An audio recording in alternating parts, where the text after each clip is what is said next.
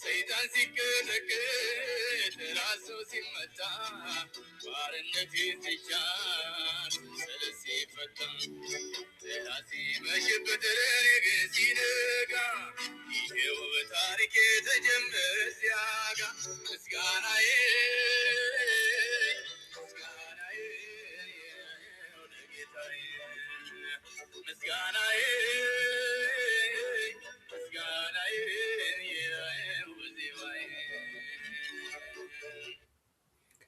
እንደምን አዳራችሁ የእግዚአብሔር ቤተሰቦች። አሁን ዝማሬውን እንደሰማችሁትና ከፓወርፖይንቱ ላይም እንደምታዩት የዛሬው ርዕሳችን የሚሆነው የኢየሱስ ስቅለት ፋሲካ መቼ ነበረ፣ መቼ ነው ኢየሱስ የተሰቀለው የሚለውን ነገር ነው ዛሬ ልናነሳ የወደድኩት። ታሪካችን የተጀመረበትን ጊዜ ማወቅ፣ ታሪካችን እንዴት ተጀመረ የሚለውን ነገር መረዳት፣ የዳግም መወለዳችን ዋናው ስራ የተሰራበትን ቀን ትክክል መቁጠር መልካም መስለኝ። ልክ የተወለድንበትን ኖርማል ከእናትና ከአባቶቻችን የተወለድንበትን ቀን እንደምንቆጥረው ሁሉ ከጌታ እግዚአብሔር የተወለድንበትን ቀን ያንን የዳግም ልደታችንን ቀን እንደምናስበው ሁሉ ግን ለዳግም ልደታችን መንስኤ የሆነው የክርስቶስ መሰቀል ያንን ቀን ማሰቡ ደግሞ መልካም ነው። ምክንያቱም እግዚአብሔር ለእስራኤላውያን መጀመሪያ ሲሰጥ ከግብፅ ሀገር ሲወጡ ለሙሴና ለአሮን ሲናገር ይህ ወር የመጀመሪያው ወር ይሆንላችኋል፣ ይህ ደግሞ ነገር የመጀመሪያ ይሆንላችኋል ብሎ የመጀመሪያ የሰጣቸው በዓል ፋሲካን ነበር እና አሁን ትልቁ ሀሳብ ምንድን ነው? ኢየሱስ ክርስቶስ መቼ ተሰቀለ? መቼ ነበር ኢየሱስ የተሰቀለው? መቼ ነው ስቅለት ፋሲካ የሆነው? ፋሲካችን ኢየሱስ ታርዶልናልና ይላል መጽሐፍ። መቼ ነው የታረደልን ያ ኢየሱስ? የእግዚአብሔር ቃል ዓለም ሳይፈጠር በፊት ይላል። ነገር ግን በስጋ መጥቶ ከድንግል ማርያም ተወልዶ በዚህ ምድር ላይ ለ33 እና ከግማሽ ዓመት ኖሮ መጨረሻ ላይ በህዝብ ሁሉ ስቀለው ተብሎ የተሰቀለበት ቀን መቼ ነው? ይሄ ሀሳብ በጣም የሚያሻማ ቃል ነው፣ መጽሐፍ ቅዱስን በደንብ ካላየ ነው። ይልቁንም አሁን እያደረግን ባለነው በልማድ በምንሄደው አርብ ተሰቀለ እሑድ ተነሳ በጣም የሚያወናብድ ነገር ነው። ምክንያቱም አርብ ከተሰቀለ እሑድ ከተነሳ ኢየሱስ ክርስቶስ ከሰጠው ምሳሌ ጋር ከሰጠው ቃል ጋር የማይሄድ ስለሆነ ምን ማለት ነው ይሄንን ልትሉኝ ትችላላችሁ። ለማንኛውም ፋሲካ መቼ ነበር ይሆናል የዛሬው ርዕሳችን።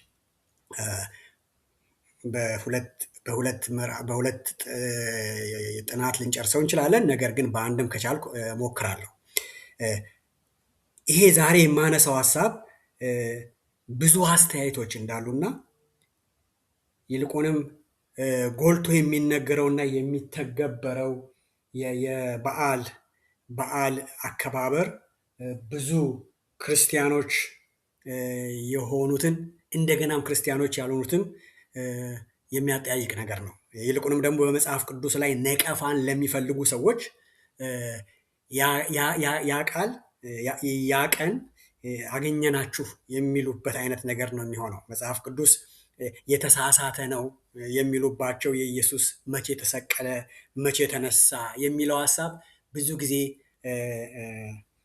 ይነሳል እና አንዳንዶቻችንም ደግሞ ለልጆቻችን ማስረዳት እስከሚያቅተን ድረስ፣ ምክንያቱም ልጆቻችን ብዙ ይጠይቃሉ። የእስራኤልም ሰዎች እግዚአብሔር ሙሴ ሲነግራቸው ልጆቻችሁ በሚጠይቁበት ጊዜ ልጆቻችሁን እንደዚህ አስተምሯቸው፣ ምክንያቱም ልጆች ይጠይቃሉ። ልጆች ሲጠይቁ ደግሞ መስጠት ያለብን መልስ ትክክለኛ መልስ ነው እና መቼ ተሰቀለ ነው። እንዴ እየተጠቀላል አለ እንዴ? አርብ ነው የተሰቀለው ምን ነካ ልትሉ ትችላላችሁ። አርብ ያለው ማን ነው? መጽሐፍ ቅዱስ አርብ ተሰቀለ ብሎ አስተምሮናል ወይ? አይደለም እኮ ሐሙስ ማታ ከደቀ መዛሙርት ጋር ራት በላ ልትሉኝ ትችላላችሁ። ሐሙስ ማታ ራት በላ የሚል ነገር ተጽፏል ወይ? አዎ ኢየሱስ ክርስቶስ የመጨረሻ ራት ከደቀ መዛሙርቱ ጋር መብላቱን እናውቃለን። ነገር ግን ሐሙስ ማታ ነው የበላው ወይስ ሮብ ማታ ነው የበላው ወይንስ አርብ ነው የበላው? መጽሐፍ ቅዱስ የሚነግረን ነገር የለም። መጽሐፍ ቅዱስ የሚሰጠን ነገር ያለው ነገር ምንድን ነው? ሰንበት ከመግባቱ በፊት መሰቀሉን፣ ከዛ በኋላ ደግሞ በመጀመሪያ ሰንበት ካለፈ በኋላ በመጀመሪያው ቀን ጠዋት ሴቶቹ ሲሄዱ መነሳቱን ይሰጠናል። ከዛ ውጭ የሚነግረን ነገር አለ። በ10ኛው ቀን ሽቶ መቀባቱን ማለት ለሞቱ መለየቱን፣ እንደገና ደግሞ በ14ኛው ቀን ደግሞ እንደሚሞት ይነግረናል መጽሐፍ። ያንንም ታዲያ እንዴት አድርገን ነው እዚህ ጋር አርብ ብለን ያመጣ ነው? እንዴት ነው ታዲያ የአሁኗ ቤተክርስቲያን አርብ ተሰቀለ እሑድ ተነሳ ብላ የምትነግረን ነገር እንዴት ነው ነው?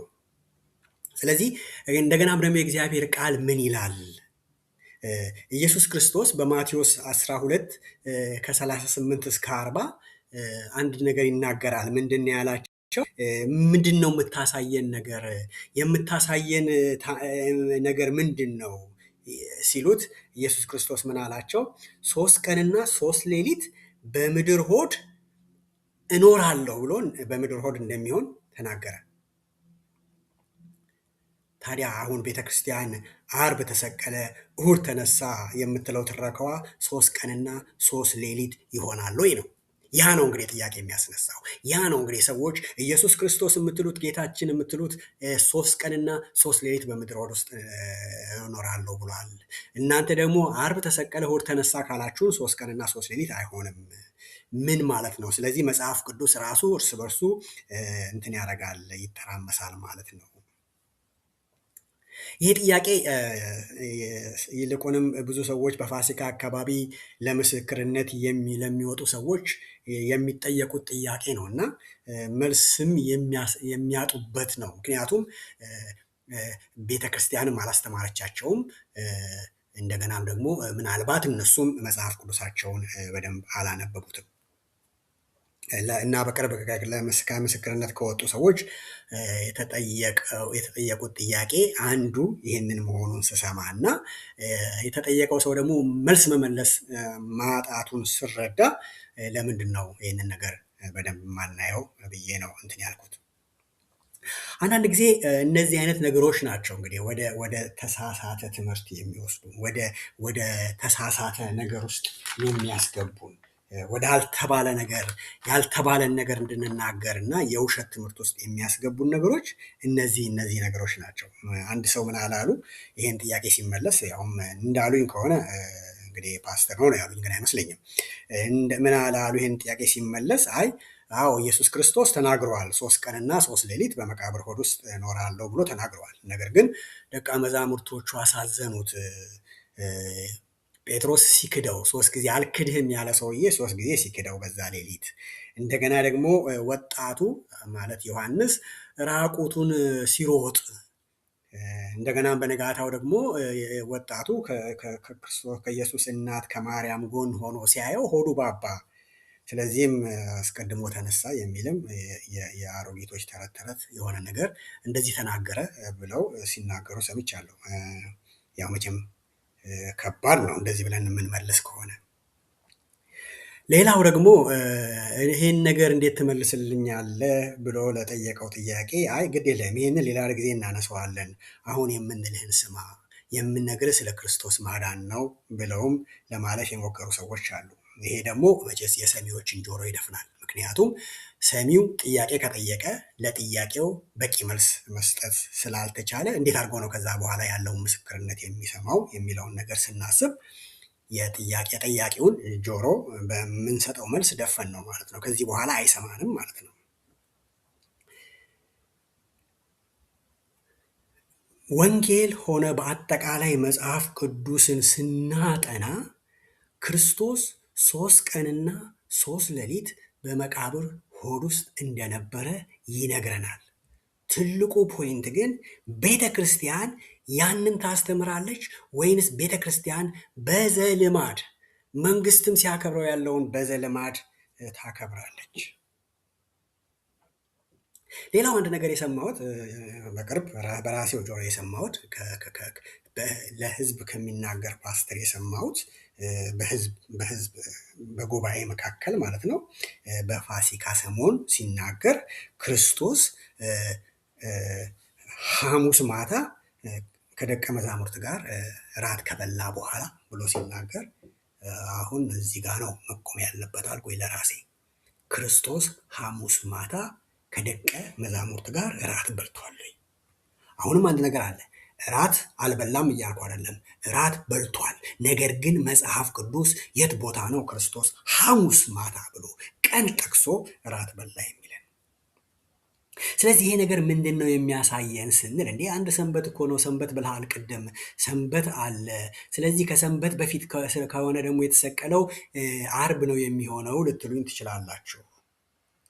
ግን የመጽሐፍ ቅዱስ አቆጣጠርና የእኛ አቆጣጠር እኛ የምናውቀው ሰንበትና መጽሐፍ ቅዱስ የሚለን ሰንበት ምንድን ነው? በዛ ሳምንት ላይ ስንት ሰንበት ነው ያለፈው በአንድ ሳምንት ውስጥ? ምን ማለት ነው? በአንድ ሳምንትማ እኮ አንድ ሰንበት ነው ያለው ልትሉ ትችላላችሁ። ምክንያቱም ብዙዎቻችን የምናውቀው በዘፍጥረት ምዕራፍ 2 ከ2 እስከ 3 የተሰጠውን እረፍት ብቻ ስለሆነ፣ ብዙዎቻችን የምናውቀው ከ6 ቀን ስራ በሰባተኛው ቀን እረፍ የሚለውን ሰንበት ብቻ ስለሆነ፣ መጽሐፍ ቅዱስ ግን የሰጠው ሰንበት ያ ብቻ ነው። ትቀድሰው ዘንድ አስብ ብሎ የሰጠው ሰንበት ያ ብቻ ነው። ያ ነው እንግዲህ ያንን ነው እንግዲህ መማር ያለብን ይሄንን ቀን ለመቁጠር በትክክል። ሌላው ደግሞ እኛ ቀን ስንቆጥርና መጽሐፍ ቅዱስ ቀን ሲቆጥር አንድ አይነት ነው ወይ አቆጣጠራችን? ምን ማለት ነው ልትሉኝ ትችላላችሁ። እኛ ቀን ስንቆጥር ከጠዋቱ 1 ሰዓት ጀምረን እስከ ቀኑ 12 ሰዓት ቀን እንለዋለን። ከምሽቱ 1 ሰዓት ጀምረን እስከ ሌሊቱ 12 ሰዓት ድረስ ምሽት እንለዋለን። ከዛ በኋላ ቀን፣ ምሽት፣ አንድ ቀን እንለዋለን። መጽሐፍ ቅዱስ ግን እንደዛ ነው ወይ የሚቆጥረው? መጽሐፍ ቅዱስ አንድ ቀን የሚለው እንደዛ ነው ወይ የሚለውንም ነገር ደግሞ ማሰብ አለብን። ምክንያቱም መጽሐፍ ቅዱስን በመጽሐፍ ቅዱስ ነው የምንተረጉመው። መጽሐፍ ቅዱስን በእኛ ካላንደር መተረጎም የለብንም። መጽሐፍ ቅዱስን የምንተረጉመው በመጽሐፍ ቅዱስ ነው። ያንንም እንድታስቡ ነው አሁን ይሄኛውን መንደርደሪያ የማመጣው። ሌላው ለምንድን ነው ይህንን ነገር የማነሳው? ብዙ ጊዜ እነዚህ አይነት ነገሮች ናቸው እውነት የመሰሉ የተወሰኑ ነገር እንጨብጥና ከዛ በኋላ ሌላ ነገር ጨምረን ስለምናስገባ ወደ ውሸት ውስጥ የምንገባው፣ ወደ ተሳሳተ ትምህርት ውስጥ የምንገባው። የተሳሳተውን ትምህርት ደግሞ በመጽሐፍ ቅዱሳችን ነጥለን ካላየ ነው አውጥተን ካላየ ነው ወደ ስህተት የምናመራው። ለዛ ነው እና አሁን ላነሳ የምፈልገው ነገር በመጽሐፍ ቅዱሳችን አሁን የምናከብረው በዓል የእግዚአብሔር በዓል ነው ወይስ የኛ በዓል? ይህም አንድ ጥያቄ ነው። ስለዚህም ፋሲካ ስናስብ የምናከብረው በዓል የህዝብ በዓል ነው ወይስ የእግዚአብሔር በዓል ነው? ለነገሩ አሁን እኮ ኢየሱስ ክርስቶስ ጌታ ነው ብላችሁ ልትነግሩ ስትጠጉት አንተ ብሎ የሚጮህባችሁ ሊመታችሁ የሚዳዳ ሰው የኢየሱስ ክርስቶስ ስቅለት ብሎ ግን ቤት ውስጥ በከባድ አከባበር የሚያከብረው ያ ሰው ነው። ኢየሱስ ክርስቶስ ግን በእርግጥ መቼ ነው የተሰቀለው? ይህንን ነው እንግዲህ በጣም ልናጠና የወደድኩት። ወደዚህ ሀሳብ ስመጣ ከመጀመሪያ አንዳንድ ጥቅሶችን ማንሳት እፈልጋለሁ። አንደኛ በአንደኛ ቆሮንቶስ ምዕራፍ 2 ቁጥር 13 ጀምሮ የእግዚአብሔር ቃል የሚነግረን ነገር አለ። ምንድን ነው የሚነግረን ነገር የእግዚአብሔር ቃል? ያንን ክፍል ባነበው ደስ ይለኛል። አንደኛ ቆሮንቶስ ምዕራፍ 2 ቁጥር 13 አካባቢ ቢሄድ ምንም አይደለም። ከ13 አካባቢ ጀምረው ትንሽ የሚነግረን ነገር ስላለ እንደዚህ ይላል። መንፈሳዊ ነገር ከመንፈሳዊ ነገር ጋር አስተያይተን መንፈስ በሚያስተምረን ቃል ይህን ደግሞ እናደርጋለን እንጂ የሰው ጥበብ በሚያስተምረን ቃል አይደለም። በደንብ ተመልከቱት። መንፈሳዊ ነገር ከመንፈሳዊ ነገር ጋር አስተያይተን መንፈስ በሚያስተምረን ቃል ይሁን እንጂ በሚያስተምረን ቃል ይህን ደግሞ እናደርጋለን እንጂ የሰው ጥበብ በሚያስተምረን ቃል አይደለም። ለፍጥረታዊ ሰው የእግዚአብሔር መንፈስ ነገር ሞኝነት ነውና አይቀበለውም፣ በመንፈስ የሚመረመር ስለሆነ ሊያውቀው አይችልም ይልና ቁጥር 15 ላይ መንፈሳዊ ሰው ግን ሁሉን ይመረምራል፣ ራሱ ግን በማንም አይመረመርም ይላል። ላመጣ የፈለግኩት ፖይንት ይሄንን ነው። መንፈሳዊ ሰው ሁሉን ይመረምራል፣ ነገር ግን በማንም አይመረመርም። ስለዚህ መንፈሳዊ ሰው ከሆንን የጌታ የኢየሱስ ክርስቶስ ወንድሞች ከሆንን የእግዚአብሔር ልጆች ከሆንን መንፈሳዊ ሰዎች ከሆንን የምንሰማውን ነገር በሙሉ አንሰማም፣ እንመረምራለን። ምክንያቱም በሐዋርያት ሥራ ምዕራፍ 17 ቁጥር 10 እስከ 11 አንድ የምናየው ነገር አለ። እንደዚህ ይላል ቃሉ። ወዲያውም ወንድሞች ጳውሎስንና ሲላስን በሌሊት ወደ ቤርያ ሰደዷቸው። በደረሱም ጊዜ ወደ አይሁድ ምኩራብ ገቡ። እነዚህም ማለት የቤርያም ሰዎች በተሰሎንቄ ከሚኖሩ ይልቅ ልበ ሰፊዎች ነበሩና ነገሩ እንደዚህ ይሆንን ብለው ዕለት ዕለት መጽሐፍትን እየመረመሩ ቃሉን በሙሉ ፈቃድ ተቀበሉ ይለናል። እነዚህ ሰዎች የነማንን ቃል ነው በሙሉ ፈቃድ የተቀበሉት? የነ ጳውሎስን የነ ሲላስን ቃል ለመቀበል መጀመሪያ ይመረምሩ ነበር። ከሰሙ በኋላ ይመረምሩ ነበር። ይሄ ጳውሎስ ነው፣ ይሄ ሲላስ ነው፣ እነዚህ ትልልቅ ሰዎች ናቸው ብለው አይደለም ቃሉን የሚቀበሉት። እስቲ ወደ እኛ እናምጣው። እኛ ቃሉን የምንቀበለው መርምረን ነው ወይንስ ፓስተራችን ስለተናገረ ነው ወይንስ ልምድ ስላለው ነው የምንሰማው? እንዴት አድርገን ነው የእግዚአብሔርን ቃል የምንቀበለው? ያውም በዚህ ዘመን በመሰለኝና በደሳለኝ የሚሰበክበት ዘመን የእግዚአብሔርን ቃል አንድ ነገር ሳያነቡ ወይንም ሳያጠኑ በሚመስላቸው ነገር የሚሰብኩን ሰዎች ባሉበት ምድር፣ ይህንን ስል ይቅርታ ይደረግልኝ፣ ሁሉንም እየተናገርኩ አይደለም። ነገር ግን ብዙ ጊዜ ይሄ የሚመስለኝ ብለው የሚመጡ ሰዎች አሉ በጉባኤ ላይ። ይሄ የሚመስለኝ ከሚሉ ይሄ እንደዚህ ነው ብለው ቢናገሩ መልካም ሊሆን የሚችል እንዴት አድርገን እናውቃለን? የእግዚአብሔር ቃል ነው። የእግዚአብሔር ቃል ግን እርስ በርሱ ይተረጓጎማል። ለዚህም ነው ኢየሱስ ክርስቶስ አንድ ቦታ ምን አላቸው? እናንተ በመጽሐፍት ሕይወት የሚገኝ ይመስላችኋልና መጽሐፍን ትመረምራላችሁ፣ ነገር ግን መጽሐፍ ሁሉ የሚያወሩት ስለ እኔ ነው፣ ስለ ሕይወቱ ነው። ትክክል ናችሁ መጽሐፍ መመርመራችሁ፣ ነገር ግን ያንን የምትመረምሩትን መጽሐፍ አላስተዋላችሁም አይነት ንግግር ነው የሚነግራቸው። ብሉይ ኪዳንን ስናጠና በብሉይ ኪዳን ከተረጎምነው የስ ሕይወት አይኖረውም። ነገር ግን ብሉይ ኪዳንን ስናጠና ወደ ኢየሱስ አምጥተን ስንተረጉመው ሕይወት አለው። ስለዚህ የትም ቦታ የምንሰማው ቃል በሙሉ ዝም ብለን መቀበል የለብንም። የሚሰማ ሁሉ ዝም ብሎ መቀበል የለበትም። እንደ ቤርያ ሰዎች ይህ ትክክል ይሆንን ብለው መጽሐፍትን እንደመረመሩት ከመጽሐፉ መርምረን ነው መቀበል ያለብን። ስለዚህም ነው አሁን ይሄ የሚያወናብደው ጥያቄ ዓርብ ተቀበረ እሑድ ተነሳ ብለን የምንናገረው ነገር የሚያሻማው። በእርግጥ ዓርብ ተቀብረዋል ብዬ የተነሳሁትም ለዚህ ነው።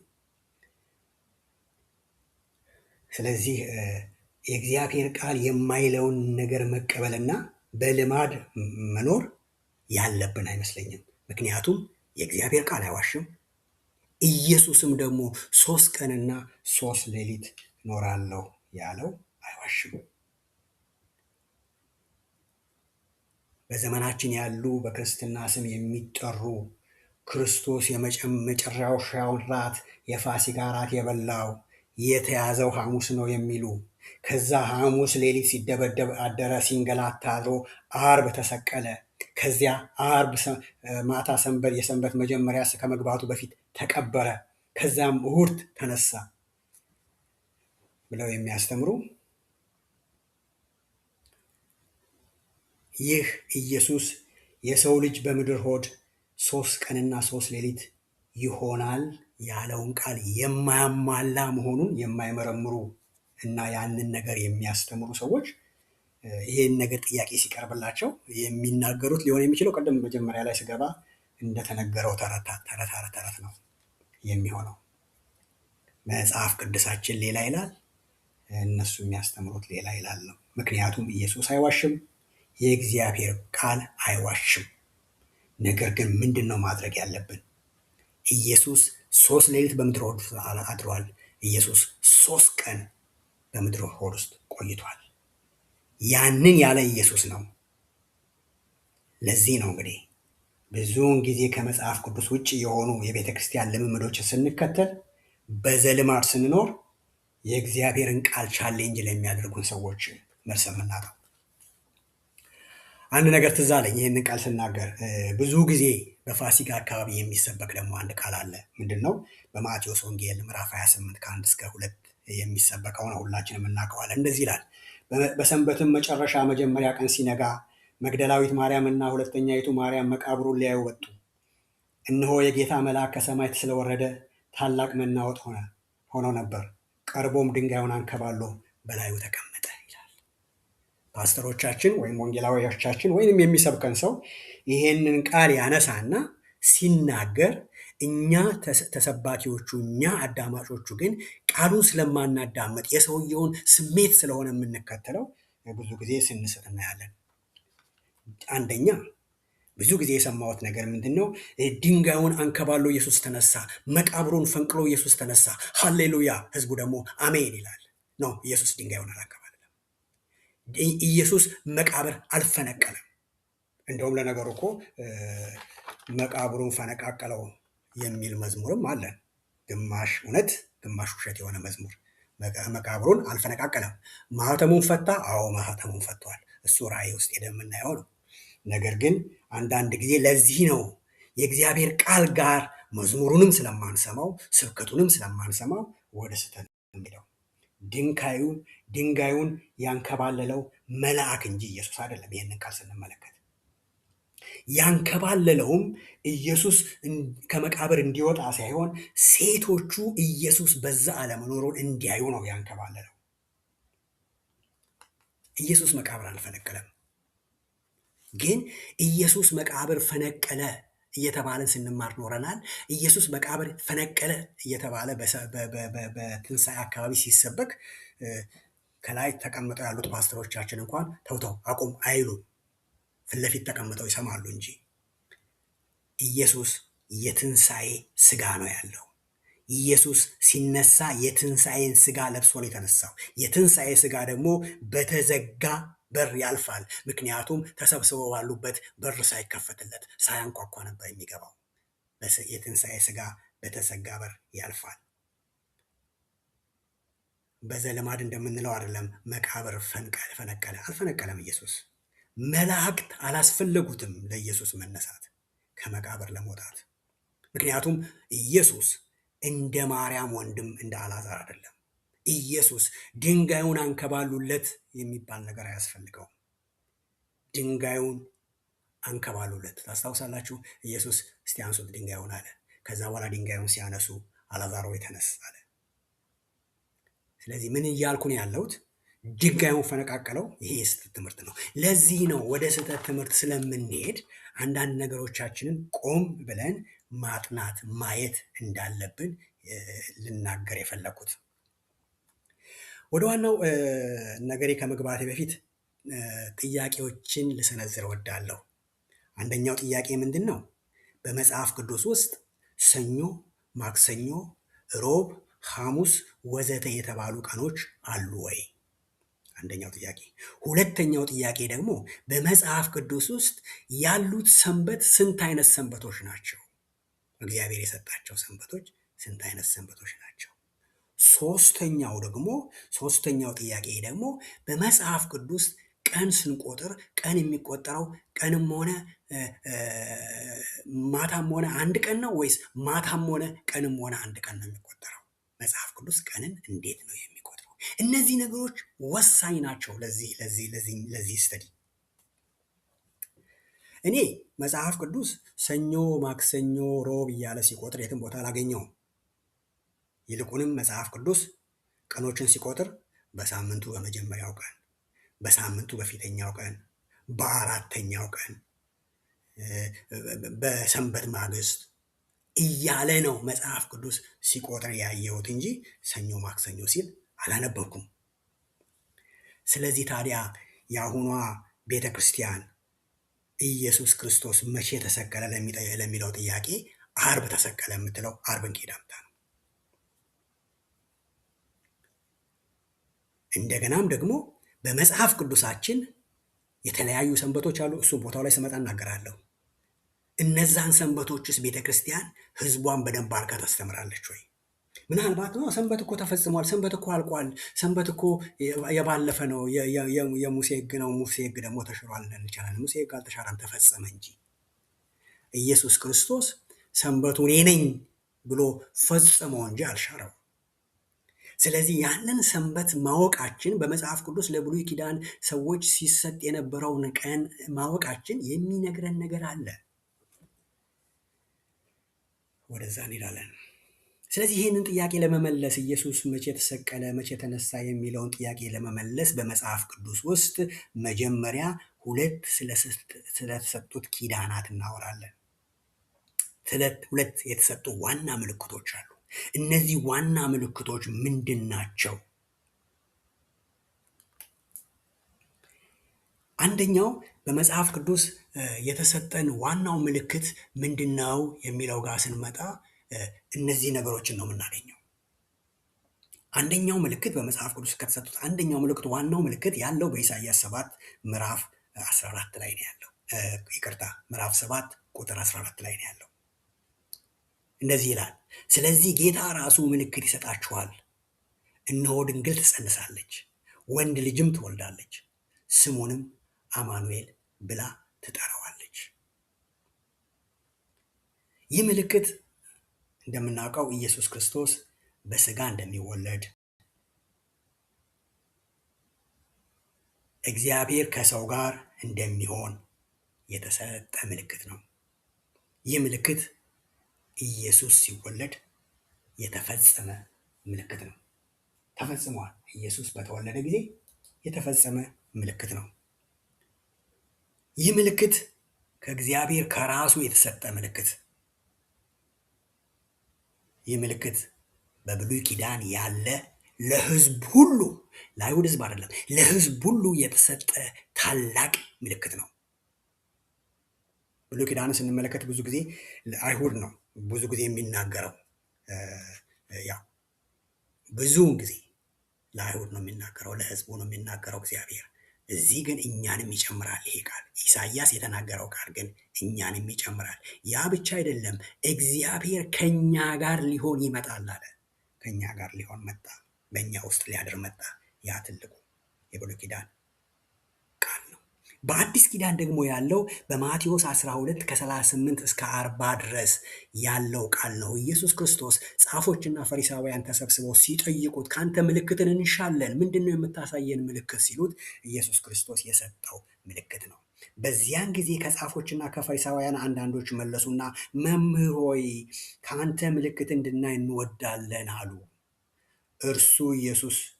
እርሱ ማለት ኢየሱስ ማለት ደግሞ መልሶ እንዲህ አላቸው፣ ክፉና አመንዝራ ትውልድ ምልክትን ይሻል፣ ከነቢዩ ከዮናስ ምልክት በቀር ምልክት አይሰጠውም።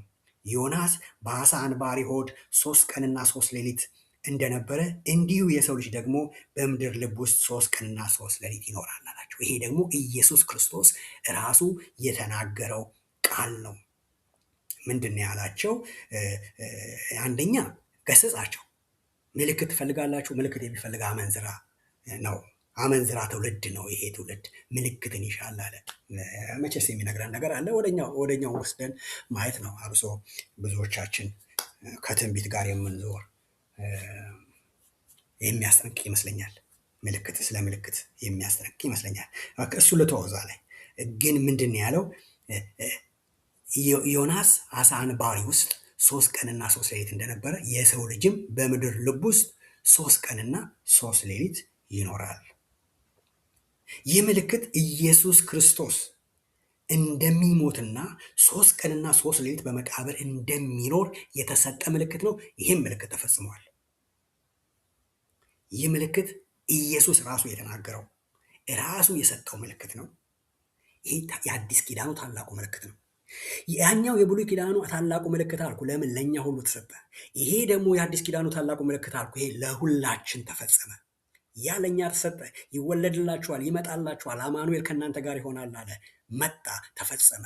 እንደገና ደግሞ ሶስት ቀንና 3 ሌሊት በምድር ውስጥ ይኖራል ያለ መጣ።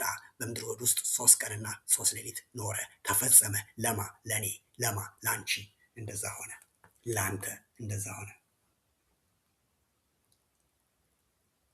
እና እነዚህ ሁለቱ ዋና ዋና ምልክቶችን ካየን